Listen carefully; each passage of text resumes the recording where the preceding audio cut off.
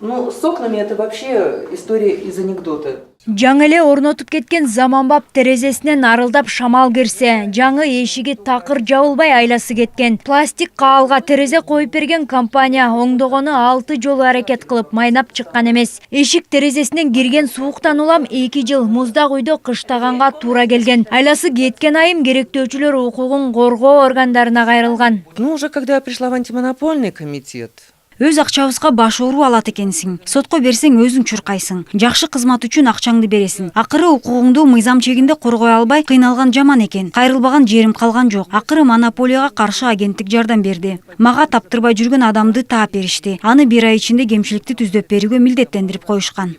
Эми сапатсыз курулуш материалын чыгарган ишкер кардарына чыгымын толугу менен кайтарып берет. Жалпысынан 40 000 сомдон ашык акчаны бүгүн кайтарып бермек. Себебин айтпай кача турган болсо, ишкерге карата кайра арыз жазаарын айтат.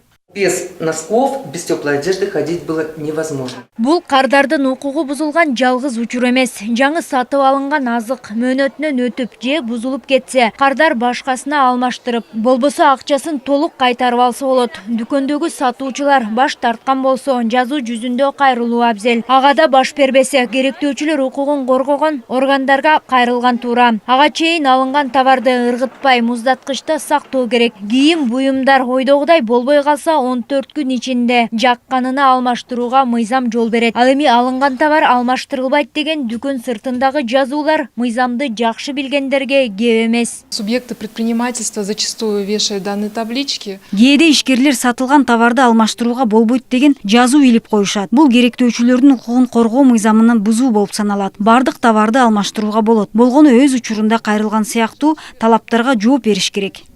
Кардарлар алган товарына көрсөтүлгөн тейлөөлөрдүн түрүнө чек кагаздарын талап кылышы керек. Кардарлардын арызы далилдүү болсо, керектөөчүлөрдүн укугун бузгандарды жазалоо жеңил болот. Главное иметь документ, подтверждающий факт покупки. Керектөөчүлөрдүн колунда тиешелүү документтер болсо, укугун коргоп алуу оңой эле. Сотто тиешелүү товарды тастыктай турган кызмат көрсөтүүдөгү атайын документ болсо болду. Керектөөчүлөрдүн укугун коргогондон акча кетпейт. Экспертизага 500 сом бериши мүмкүн.